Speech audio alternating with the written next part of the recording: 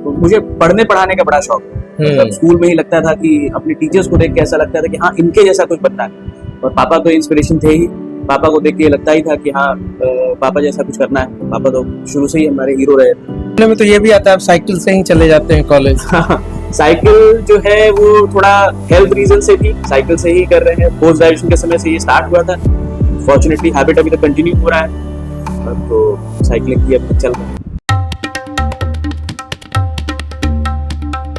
नमस्कार, मैं रजनीकांत, आप सभी का साथ में बहुत बहुत स्वागत है। आज जिस शख्सियत से हम बात करने जा रहे हैं, युवाओं के प्रेरणा स्रोत हैं, तमाम चीजें हैं। जिले में काफी कंट्रीब्यूशन रहा है इनके पिता का, और हर कोई जानता है कि अगर चिकित्सा जगत की बात हो तो डॉक्टर श्याम नारायण एक ऐसे व्यक्तित्व हैं जिनकी चर्चा हर कोई करता है। काफी डाउन टू अर्थ है।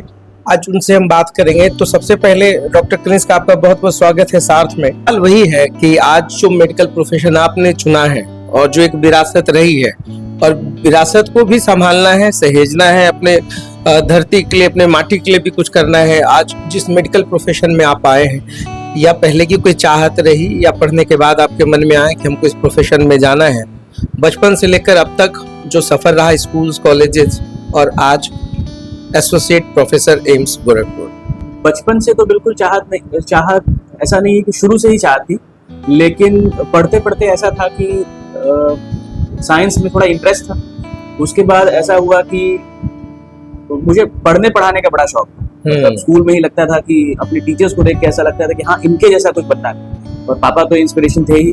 पापा को देख के लगता ही था कि हाँ पापा जैसा कुछ करना है। पापा तो शुरू से ही हमारे हीरो रहे थे। तो उसके बाद ये एक तरह का अमैलगमेशन था जिसमें कि डॉक्टरी भी करने को मिला और टीचर का जो बनने का मेरा सपना था वो भी पूरा हो गया। तो मेडिकल कॉलेज में काम करने का और मेडिकल कॉलेज में अपने करियर को आगे बढ़ाने का मेरा मकसद यही था कि पेशेंट केयर भी हो और साथ में टीचिंग भी।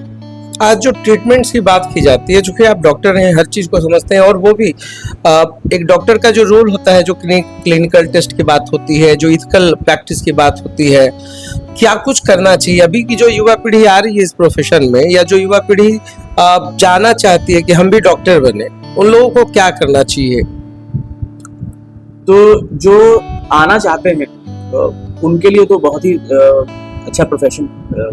सभी लोग जो भी आना चाहते हैं बिल्कुल आ सकते हैं। अब सीटें भी काफी बढ़ गई हैं पहले से। हालांकि नंबर ऑफ कैंडिडेट्स भी बहुत ज्यादा बढ़े हैं उस कंपैरिजन में। जैसे जब I had given my exam तो 1.5 लाख हम कैंडिडेट्स थे और लगभग 1800 से 2000 सीटें थी ऑल इंडिया कैटेगरी। अब है लगभग 20 लाख कैंडिडेट बैठते हैं, बट सीट भी उसी हिसाब से बढ़ा है। तो अच्छा, बहुत ही अच्छा करियर है आने के लिए। और उसमें करना बस यही होता है कि आप दूसरे करियर्स के जैसा ही है, इसमें कुछ अलग नहीं। पढ़ाई के मायने में देखें तो कुछ अलग नहीं।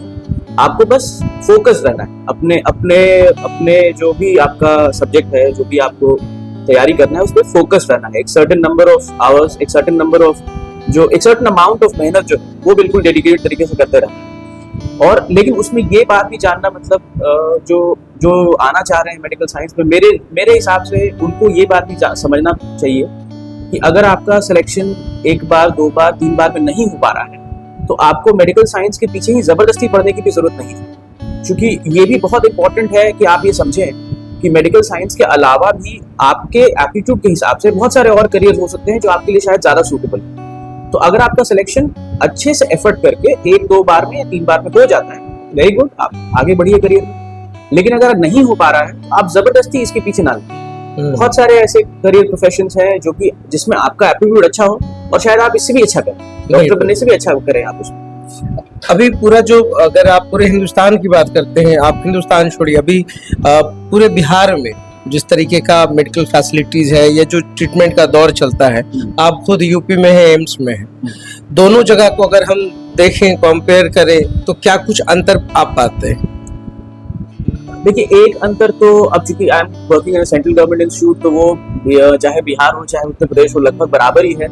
लेकिन उत्तर प्रदेश में थोड़ा ये है कि स्टेट गवर्नमेंट के इंस्टीट्यूट्स में भी थोड़ा फैसिलिटीज बेटर है, बिकॉज प्रोएक्टिवनेस थोड़ा ज्यादा है। स्टेट गवर्नमेंट का जो प्रोएक्टिवनेस है थोड़ा ज्यादा है। अब वो शायद किस कारण से, ये तो शायद समझना थोड़ा मुश्किल है, लेकिन हाँ ये है कि गवर्नमेंट इंस्टीट्यूट्स भी थोड़े अब बेटर बेटर, यहाँ से बेटर। आईएमए का एक फंक्शन था, मुझे आज भी याद है, आईएमए हॉल में चल रहा था और आप शायद उस ट्रीटमेंट की बात कर रहे थे कि अगर किसी को फीवर हो जाए तो डायरेक्ट मेडिसिन नहीं देना चाहिए, एंटीबायोटिक्स के बारे में। तो वो जो एंटीबायोटिक्स का बहुत फ्रीक्वेंट यूज होता है, लोग जाते हैं दवा दुकान पे, वो बोलते हैं हमको फीवर हो गया, हमको सर्दी हो गया, फिर तुरंत उसको एंटीबायोटिक्स दे दिया जाता है। तो ऐसे स्थिति में क्या करना चाहिए? देखिए, ये तो खैर बहुत ही गलत है जो हो रहा है। इसमें सबसे बड़ा प्रॉब्लम क्या है कि एज अ सोसाइटी सभी के लिए परेशानी है, क्योंकि एंटीबायोटिक्स जो है वो लिमिटेड है और नए एंटीबायोटिक्स आने का जो स्पीड है वो घटता जा रहा है। 70s से लेकर 80s, 90s, 2000 में एंटीबायोटिक हर साल में नए कुछ आ जा रहे थे, अब वो स्पीड घटता जा रहा है, रेजिस्टेंस इन बैक्टीरिया बढ़ता जा रहा है। तो अगर हम इस तरह से इंडिस्क्रिमिनेट यूज करेंगे कि बस गए और एंटीबायोटिक खा लिए, इससे होता यही है कि आने वाले समय में हमको जब कोई इन्फेक्शन होगा भी तो उसके लिए हमारे पास पावरफुल एंटीबायोटिक्स रहेंगे नहीं, बिकॉज सब रेजिस्टेंट हो चुका होगा। तो इसका तरीका बड़ा सिंपल है कि आपको अगर कोई बुखार हो रहा है तो आप अपने पास के जो प्राइमरी हेल्थ सेंटर हैं, जो फैमिली फिजिशियंस हैं, उनसे मिलिए पहले। और शुरू में हर बुखार का इलाज एंटीबायोटिक से नहीं होता है, बहुत सारे बुखार है जो बिना एंटीबायोटिक से ही ठीक हो जाते हैं। आप बुखार की दवा जैसे पैरासिटामोल वगैरह लें और उसके बाद अगर जरूरत हो आफ्टर डॉक्टर्स एडवाइस तभी एंटीबायोटिक लें। आप इसको इस तरीके से समझें कि आप अगर एंटीबायोटिक का मिसयूज कर रहे हैं तो आने वाले समय में आपको खुद एंटीबायोटिक नहीं काम करेंगे, तो आपका ही घाटा ज्यादा होगा। तो ये समझना बड़ा जरूरी है। पूरे बिहार में डॉक्टर कनिष्क का अभी हीट वेव का सबसे ज्यादा प्रकोप देखने को मिला और सुबह में आप भी पसीने पसीने, इनफैक्ट हर कोई जो है काफी इस गर्म तपिश में झुलस रहा है। 50 लोगों की मौत हो गई पूरे बिहार में, जो आंकड़ा अखबारों के माध्यम से और तमाम जगहों पर चल रहे हैं, बड़े बड़े चैनलों पे न्यूज है। ये हीट वेव होता क्या है, इससे बचा कैसे जाए, बच्चों को कैसे बचाया जाए, ये सबसे महत्वपूर्ण सवाल है मेरे। हीट वेव जो है वो ज्योग्राफिकल टर्म्स में ऐसे शायद डिफाइन होता है, I am not an expert, लेकिन शायद ऐसे डिफाइन होता है कि टेम्परेचर अगर 5 डिग्री अपर लिमिट से ज्यादा बढ़ा रहे तो उसको हम हीट वेव कहते हैं। और उसके साथ हमको ये भी समझना जरूरी है कि सिर्फ टेम्परेचर नहीं, टेम्परेचर के साथ साथ अगर ह्यूमिडिटी बढ़ा रहे तो हीट इंडेक्स जो है, तब जो हीट हम फील करते हैं वो और भी ज्यादा बढ़ जाता है। तो मान लीजिए कि 45 डिग्री टेम्परेचर है और अगर ह्यूमिडिटी 60% है तो वो हीट इंडेक्स बढ़ के लगभग 50-52 के आसपास चला जाता है, जो कि और भी डेंजरस है। अगर हम समझें इसको कि इससे बचाव कैसे करना है, तो उसके लिए हमको ये भी समझना चाहिए कि ये जो बहुत सीवियर हीट का पीरियड है ये लिमिटेड है। ये ऐसा नहीं है कि अगले 1 महीने तक ऐसा ही रहेगा या अगले 1.5 महीने तक ऐसा ही रहेगा। हर साल गर्मी में ऐसे कुछ दिन आते हैं जब हीट बहुत ज्यादा बढ़ जाता है, तो उन दिनों में हमको अपना ज्यादा केयर लेना बहुत जरूरी हो जाता है। और उसका केयर लेना बहुत ज्यादा मुश्किल नहीं है। डायरेक्ट हीट में तो जाने से बचना ही चाहिए। अगर डायरेक्ट हीट में जाना ही पड़ रहा है काम के लिए किसी और कारण से, तो सर को कवर रखना और डायरेक्ट सनलाइट में तो बिल्कुल बचना चाहिए। और उससे भी ज्यादा जरूरी है अपने आप को रिहाइड्रेट करते रहना और ये समझना कि अगर आपको धूप में या गर्मी में वीकनेस हो रहा है या आपको कुछ काम नहीं करने का मन कर रहा है, आपको ऐसा लग रहा है कि बस मैं बैठा रहूं, ऐसा कुछ ना करूं, तो यही साइन है कि आप हीट एग्जॉशन, जो उसका फर्स्ट स्टेप होता है हीट रिलेटेड इलनेस, उसकी ओर आप जा रहे हैं। तो अगर आपको थकान लगे, अगर आपको लगे कि नहीं मुझे चिड़चिड़ापन बहुत ज्यादा हो रहा है, कुछ करने का मन नहीं कर रहा है, तो रिहाइड्रेट करना शरीर को बहुत ज्यादा जरूरी है। मतलब पानी की मात्रा, ग्लूकोज की मात्रा, जो कि सादे पानी से पिए या फिर पानी में नमक नींबू मिला के पिए या ORS मिला के पिए, अगर दैट्स द बेस्ट। तो रिहाइड्रेट करना शरीर को बहुत ज्यादा इंपॉर्टेंट है।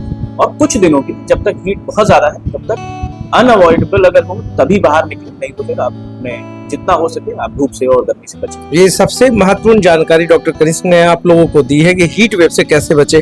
एक सवाल यह भी उठता है कि बचपन जो बीता डॉक्टर कनिष्क का, पहले आप कनिष्क रहे, आज डॉक्टर कनिष्क हैं, तो ये जो सफर आपने तय किया है बचपन से लेकर अब तक का, और इसके बीच में जो सबसे बढ़िया कंट्रास्ट आप देखने को मिलता है कि पिता पुत्र की जो जोड़ी है, आज जिला में क्या पूरे बिहार स्टेट में डॉक्टर श्याम नारायण का नाम जो है बहुत ही गर्व और इज्जत से लिया जाता है। तो कनिष्क से डॉक्टर कनिष्क तक का सफर जो है वो दर्शकों को हम जरूर बताना चाहेंगे।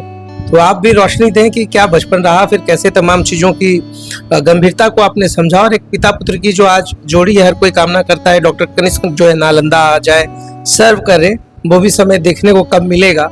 तो इन्हीं तमाम सवालों के बीच में आपकी कहानी हम जरूर बताना चाहेंगे। ठीक, तो ऐसा है कि सबसे पहले मैंने तो अपनी प्राइमरी पढ़ाई पटना से ही की है, LKG से लेकर क्लास 10 तक डॉन बॉस्को एकेडमी पटना। तो मेरे जीवन का जो मेरे जीवन में जो इंस्पिरेशंस रहे वो सबसे पहले तो मेरे पापा ही रहे। उसके अलावा मेरे टीचर्स का मेरे जीवन में बहुत बड़ा इंपॉर्टेंस रहा है। जैसे डॉन बॉस्को में जब हमारे जो भी टीचर्स हुआ करते थे, and I was staying in hostel में ही रहते थे हम LKG से लेकर 10th तक। तो जो मेरे सर थे जोस पुलिकन और जो मेरे बाकी टीचर्स थे, उनका मेरे जीवन में बहुत ज़्यादा प्रभाव रहा है। क्योंकि जब भी हम उनको देखते थे तो हमको यही लगता था कि इनके जैसा बनना है, इनके जैसा पर्सनालिटी रखना है, इनके जैसा जीवन जैसा है वैसा ही रखना है और इनके जैसा ही कुछ करना है। और वो सब लोग का बाकी सब चीज़ें तो थी, बट एक चीज़ बड़ा इम्पोर्टेंट था कि सभी लोग बड़े डेडिकेटेड तरीके से काम करते थे। तो मेरा भी ये विश था कि इनके जैसा कुछ करना है। उसके बाद 9वीं 10वीं पहुँचते पहुँचते ये हुआ कि हाँ ठीक है, अब साइंस में आगे बढ़ना है, बायोलॉजी पढ़ना है 11वीं 12वीं में। तो चूंकि मेरे भैया और दीदी लोग भी दिल्ली में पढ़ाई किए थे और दिल्ली में अपॉर्चुनिटीज़ मेडिकल्स में घुसने के थोड़े ज़्यादा थे, तो 11वीं 12वीं की पढ़ाई करने के लिए दिल्ली चले गए। दिल्ली में भी वैसे ही चलता रहा पढ़ाई। उसके बाद फॉर्चुनेटली मेरा सिलेक्शन पहले साल में ही हो गया था, पहले अटेम्प्ट में ही ऑल इंडिया कोटा के थ्रू धनबाद मिल गया था। मेरा मन तो था उसी कॉलेज में पढ़ने का जहाँ से पापा ने पढ़ाई की थी, भागलपुर से, लेकिन उस समय ऐसा कुछ हुआ कि लगा कि चलो झारखंड चलते हैं। तो धनबाद में पढ़ाई हुई 7 साल, बाद में पहले MBBS और उसके बाद फिर 1-2 साल दोबारा प्रिपेयर करना पड़ा पोस्ट ग्रेजुएशन के लिए और फिर MD की पढ़ाई रांची से। तो वो दिन हमको आज भी याद है जब मेरा MD का PG एंट्रेंस का, चूंकि डॉक्टर के जिंदगी में 2-3 जो स्टेप्स हैं वो बड़े टफ होते हैं। सबसे पहला स्टेप टफ होता है मेडिकल कॉलेज में घुसना, वही बहुत बड़ा कंपटीशन। उससे भी ज्यादा बड़ा टफ कंपटीशन आज के डेट में हो गया है पोस्ट ग्रेजुएशन में घुसना, जो MD के लिए एंट्रेंस टेस्ट होता है। तो MD के एंट्रेंस टेस्ट में मेडिसिन की सीट पाने का मेरा पूरा मन था कि मेडिसिन ही लेना है, क्योंकि फिजिशियन ही बनना है। तो अब पहले बार में सिलेक्शन हुआ नहीं, उस तरह का रैंक नहीं आया। 2 साल बैठ के मुझे तैयारी करनी पड़ी, बहुत मेहनत लगा उस 2 साल में, तो बहुत ही मेहनत लगा। जब दिन भर पढ़ाई के अलावा कोई काम नहीं, 2 साल लगभग बैठ के केवल पढ़ाई ही करना पड़ा, उसके अलावा और कुछ नहीं कर पाते थे। तब जाके फिर मेडिसिन लेने लायक रैंक आया। लेकिन जिस दिन रिजल्ट आया था उस दिन भी हमको वो दिन याद है अच्छे से, कि जब रिजल्ट आया और सबसे बात हो रहा था, तो मेरे लिए ये तो खुशी था ही कि MD मेडिसिन अब मिल जाएगा, बट उसके साथ ये भी खुशी था कि अब पापा के जैसा ही मेरा भी फिजिशियन बनने का जो करियर, जो सपना था, वो अब पूरा हो गया। तो ये ऐसे ही रहा है। उसके बाद फिर रांची से पढ़ाई करने के बाद चूंकि कॉलेज में करियर आगे बढ़ाना था, तो पहले पटना एम्स, उसके बाद फिर चूंकि मेरी पत्नी मुंबई में पोस्ट ग्रेजुएशन कर रही थी, तो फिर मुंबई जाना हुआ 3 साल के लिए।